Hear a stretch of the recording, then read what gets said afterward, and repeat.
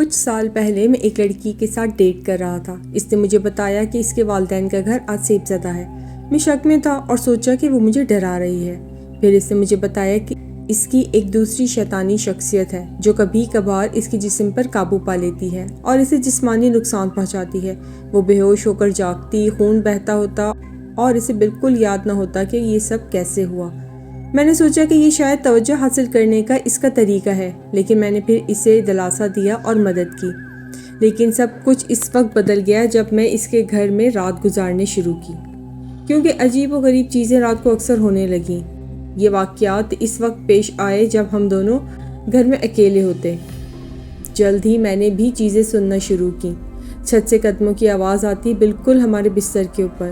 یہ چوہے کی آواز نہیں تھی بلکہ انسانی قدموں کی طرح زوردار تھپ تھپ۔ جب میں واپس اوپر آیا تو میں نے دیکھا کہ میری گرل فرینڈ بستر پر بیٹھی تھی۔ اس کے دونوں بازو خون میں لت پت تھے۔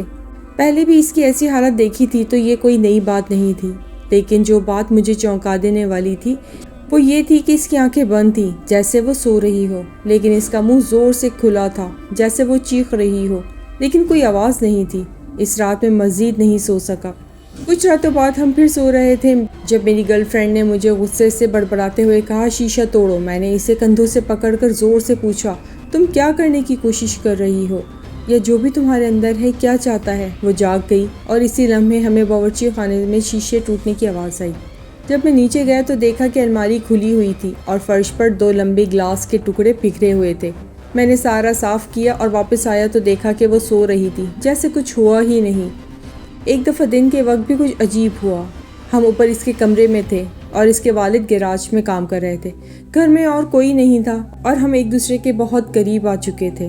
اچانک دروازہ زور سے کھل گیا جیسے کسی نے زور سے ٹھوکر ماری ہو، لیکن وہاں کوئی نہیں تھا۔ میں نے ایک ہلکی سی ہوا کا جھونکا محسوس کیا اور اگلے لمحے اس کی کھڑکی کا شیشہ ٹوٹ کر بکھر گیا۔ اس کے بعد میرا دل خراب ہو گیا۔ کچھ ہی عرصے بعد ہمارا بریک اپ ہو گیا اور میرے ساتھ بھی کچھ عجیب واقعات پیش آئے، لیکن وہ اتنے شدید نہیں تھے۔ اس کے بعد مجھے روحانیت میں دلچسپی پیدا ہو گئی۔